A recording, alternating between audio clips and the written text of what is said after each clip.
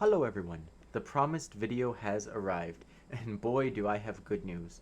Without Ghoul bounties, you can get Aya just as fast, if not faster, by pushing loop bounties to its limit. If you don't know what loop bounties are, check out my guide that will be in the top right of this video. Let's get right into it. I was getting frustrated. After experiencing such speed at farming Aya to the point we were making 1 Aya a minute, I went over to Deimos to figure out how to speed farm Aya over there, and I was disappointed. The drop rates were higher, but the missions were not what we called speedrun material. I wanted that rush, that speed that we had with the Ghoul missions, and more importantly, I wanted to be solo friendly. Deimos was not. I tried Fortuna, the drop rates were worse over there, and just in general, a worse experience. I watched other people's videos for hints or clues, and they were all pointing back to Deimos. I was feeling defeated, thinking that was the best option for when Ghoul mission events end or for console players.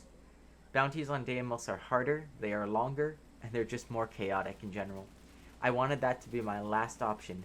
I went through all the drop rate tables, tested the times and drops on Deimos and Fortuna, and it was looking bleak. So let's quickly look at those drop chances. Stage 1 of the Ghoul bounties had a 26.47% chance to drop, and that dropped down to an 8% on Stage 2 and 3. This is why we only did Stage 1 on that event, and that is why looping the bounties was such a great farming method. Besides the endless bounty on Deimos, no other bounty had an Aya drop on Stage 1, and I thought that was the end right there. And the Stage 1 endless mission on Deimos had a 14% chance to drop Aya, more than 10% lower than the Ghoul bounty. After trying all combination of missions from Deimos and Fortuna, I was about to make a farming guide for Deimos, when something caught my eye. Cetus once again caught my attention. I already knew the fastest way to get around the map, the missions that played, and what to look for on Cetus. I've been making videos about speedrunning Cetus for 3 days. What caught my eye was this series of drop chances. Bounty level 40 to 60 stage 1 has no Aya drop. Bounty stage 2 and 3 had a 33% chance to drop Aya, and stage 4 had a 25.6% chance to drop Aya. Maybe, just maybe, the capture mission can be looped once again. The bounties on Cetus. With no time to waste, I dashed into the plains of Eidolon and began trying to set up a bounty loop. I wanted the capture mission to be the first bounty again, but for different reasons.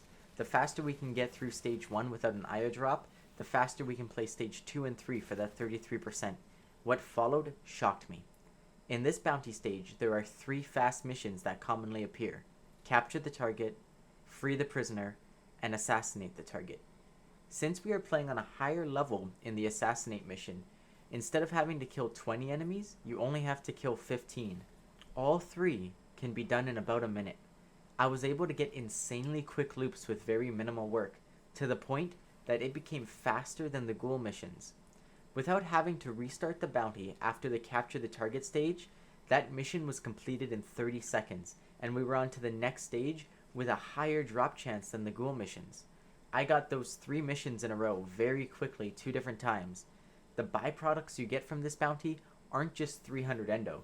They are Cetus wisps, rare mods, and more endo, making this loop overall better than the Ghoul bounties. And even better, it can be done solo, it can be done with friends, and it can be done on console. What you are seeing on screen is just that.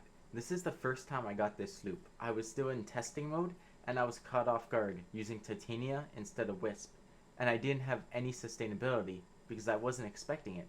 Even with all those factors aside, it ended up being insanely quick, finishing stage 1, 2, and 3 in just about 3 minutes. What we are looking for.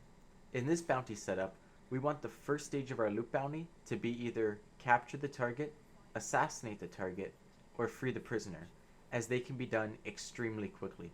The second stage should also be one of those 3, and if stage 3 isn't one of those 3, or it's a slower mission, you can abandon stage 3 and do stage 1 and 2 infinitely. But if your third stage is one of those 3, if you can get any of those 3 in any order, keep that bounty loop. Stage 4 has a 25% chance to drop Aya, pretty much the same as the Ghoul missions. So if you want to do Stage 4, that is optional, and you can abandon Stage 5. That will depend on what your Stage 4 bounty is. What does this mean? Overall, this means that instead of 1 Aya a minute, we can push the limits of speedrunning Aya and get 2 Aya in just a little over 1 minute, and that is something I have not seen done yet. Instead of using Titania, we used Wisp, and we were actually prepared for the loop. We can push that even lower. This loop is console friendly, solo friendly, and prepares all of us PC users for when the Ghoul event ends. DE did overlook this loop on their Ghoul bounties, giving PC users an unfair advantage to farming Aya. This new method evens the playing field, and to me personally, is even more rewarding in terms of loot, Aya, and standing.